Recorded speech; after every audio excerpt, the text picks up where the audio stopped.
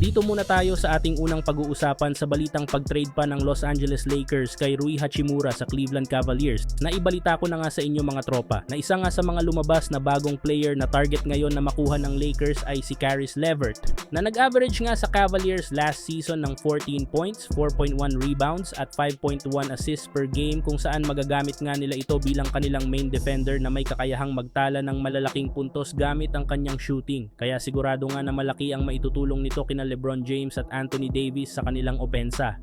Pero syempre bago muna nga nila ito makuha ay kailangan nga nila bitawan at isakripisyo dito ang kanilang player na si Rui Hachimura na ibibigay na nga nila sa Cleveland Cavaliers sa isang trade kung inyo ngang matatandaan mga tropa. Bagamat man nga sinabi noon ni Rob Pelinka na hindi na nga nila ititrade pa si Rui Hachimura ngayong off-season ay pwede pa rin nga nila itong baguhin once na makahanap sila ng magandang trade package na magagawa dito. Kinukonsider na nga talaga ng Lakers ang pagkuha nila kay Caris LeVert kapalit si Rui Hachimura sa mga susunod na linggo. Pero kung kayo nga mga tropa ang tatanungin, payag ba kayo sa nasabing trade scenario na ito?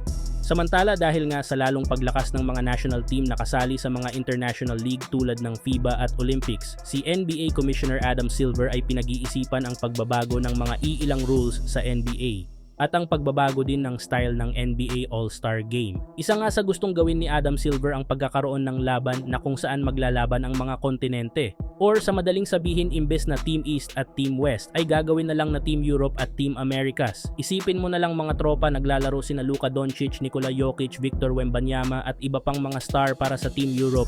Ang team na ito ay magtatampok ng pinakamahusay na talento ng Europa mula sa mga seasoned veteran hanggang sa mga emerging stars. Ang kanilang laro ay tututok sa precise shooting, versatile playmaking at advanced na pag-intindi sa bawat aspeto ng laro. Sa kabilang team naman ay ang Team Americas na pinapangunahan ni LeBron James, Stephen Curry at Kevin Durant kasama sina Shai Gilgeous-Alexander at iba pang top talents.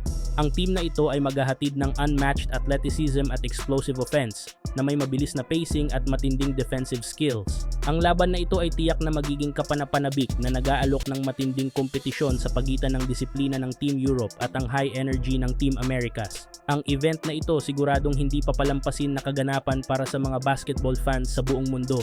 Lalo na marami ang nagsasabing na boring nga daw ang mga nakaraang NBA All-Star Game dahil nawawala na nga daw ang pagiging competitive ng mga players sa laro. Kaya naman tama nga lang daw na baguhin ni Commissioner Adam Silver ang format ng NBA All-Star Game ngayong season. Kayo mga tropa, sang-ayon ba kayo sa pagbabago ng format ng NBA All-Star Game? Pakikomento naman dyan sa ating comment section.